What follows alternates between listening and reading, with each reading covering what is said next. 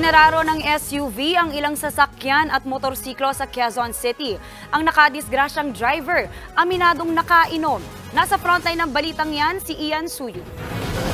Wasak ang mga sasakyan at motorsiklo na yan matapos araruhin ng isang SUV sa kahabaan ng Quezon City Memorial Circle kaninang madaling araw. Kwento ng isa sa mga nakakita, nag-counterflow raw ang itim na SUV at dire-diretsong bumaybay sa kahabaan ng circle. Mula doon sa Visayas, pagkaliwa niya, nag-counterflow na siya. May dala ay sasakyan ko eh. Nakita ko na siya eh. Kaya iniwas ko na yung sarili ko.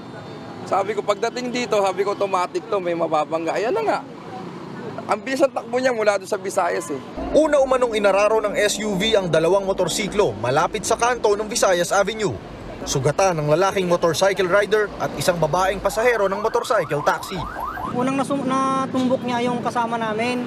Tapos nung sinigawan ko na counterflow, kami naman po yung tutumbukin kaya umiwas po ako na kinabig ko po yung motor ko na pakanan.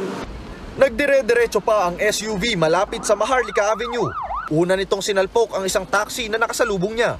Sugatan ng paa ng isa sa mga pasahero ng taxi. Kinabig ko kunti kaya akala ko sasalpukin na kami kaya sabi ko patay na kami nito. Pero awa ng Diyos nakakabig ko kaya ito lang na sa tagiliran. Pero hindi pa dyan natapos ang pang-aararo. Binangga rin ito ang isang SUV at isa pang motorsiklo. Agad binigyan ng paunang lunas ang driver ng motorsiklo at angkas nito, habang nilapatan din ng first aid ang driver ng nabanggang SUV. Sa inisyal na bilang ng QCPD Traffic Sector 3, 5 sasakyan at motorsiklo ang nadamay sa aksidente. 6 na individual naman ang dinala sa ospital dahil dito. Ayon sa driver ng nang-ararong SUV, galing siya sa isang bar sa Timog Avenue. Aminado rin siyang nakainom. Kayo po ba'y nakainom?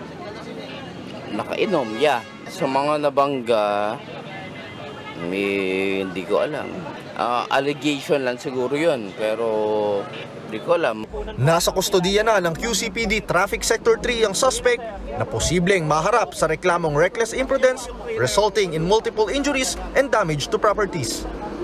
Nagbabalita mula sa frontline, Ian Suyu, News 5. Mga kapatid, Maui David po. Simula ng inyong araw na may alam at may pakialam sa mga may init at umaaksyong balita sa bansa. Para maging una sa balitaan, mag-subscribe at mag-follow sa social media pages ng News 5.